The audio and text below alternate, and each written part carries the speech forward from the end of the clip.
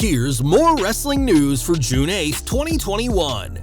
And your headlines for this afternoon include why Aleister Black is taking sides of WWE. WWE planning to add another star to Roman Reigns' faction. Karl Anderson on advice he'd give to recently released WWE talents. Friday's WWE SmackDown draws second lowest viewership since moving to Fox. Major setback for AEW after Friday Night Dynamite.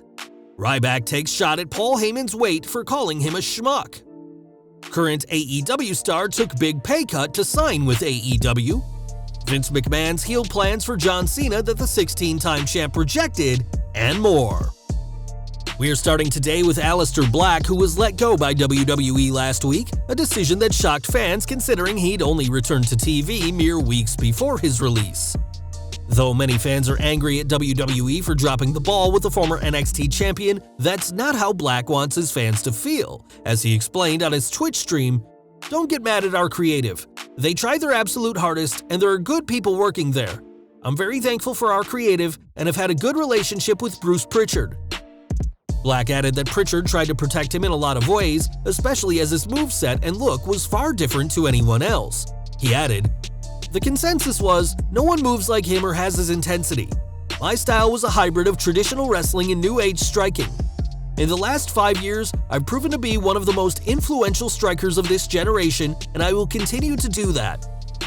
Vince McMahon reportedly made the decision to release Black just as his feud with Big E begun, which now leaves the former New Day star without an opponent on TV.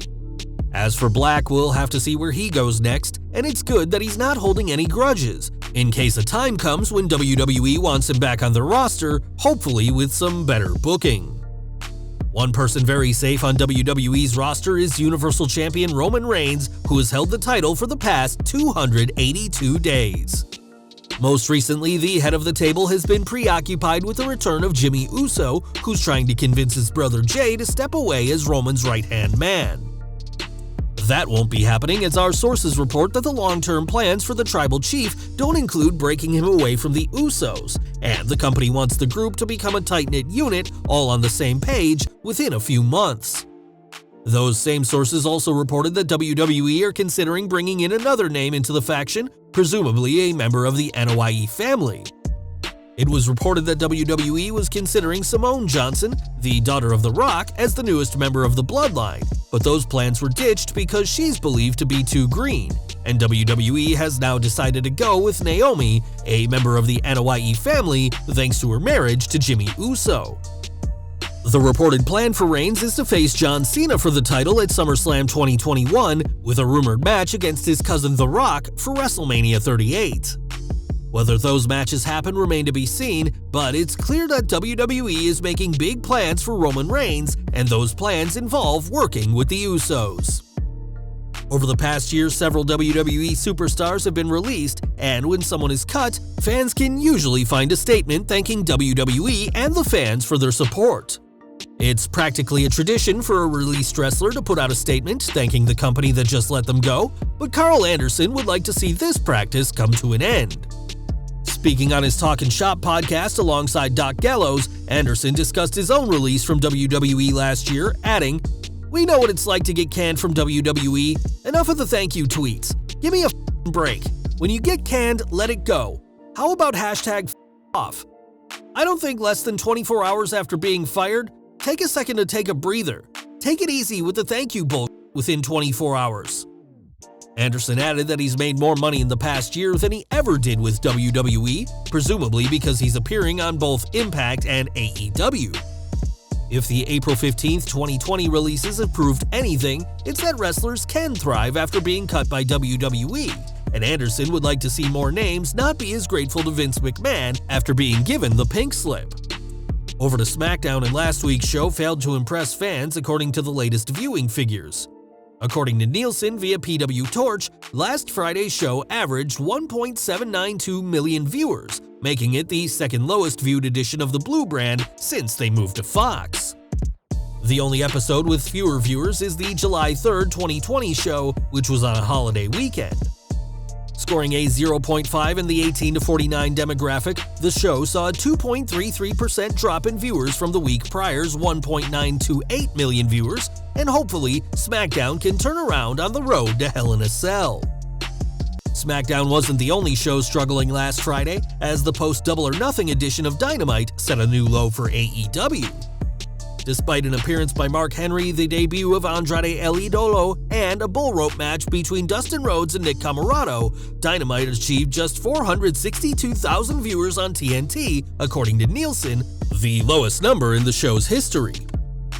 Down 12.17% from the week prior's 526,000, Dynamite also scored a measly 0.19 in the key 18 to 49 demographic, and the show was down a whopping 36.7% in terms of viewers from the same week in 2020.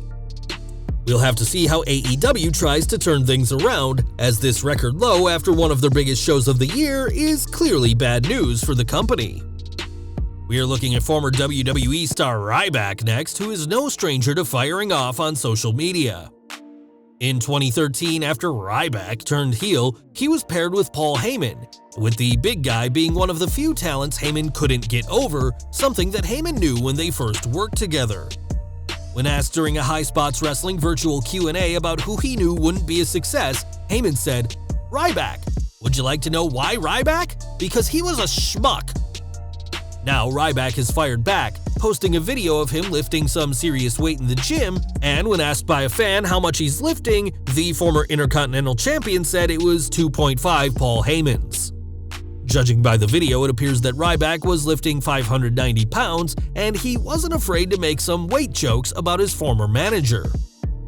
More from AEW now, as Anthony Ogogo left the boxing world for the All Elite promotion, a decision that cost him a lot of money. While speaking to Wrestling Inc., the London 2012 Olympic bronze medalist revealed that he took a pay cut from how much he would have earned in boxing to come work for AEW. As he explained, "I took a pay cut to do this. That's how much I wanted to do this. I took a massive pay cut to do this. I'm on a developmental contract. I might be their first developmental wrestler. As it happened, I just developed a hell of a lot quicker than anyone thought I'd develop." Ogogo is still learning the ropes, but had a fantastic outing against Cody Rhodes at Double or Nothing. And whilst he's on a developmental contract right now, Ogogo can expect those paychecks to increase as he continues to work hard in All Elite Wrestling.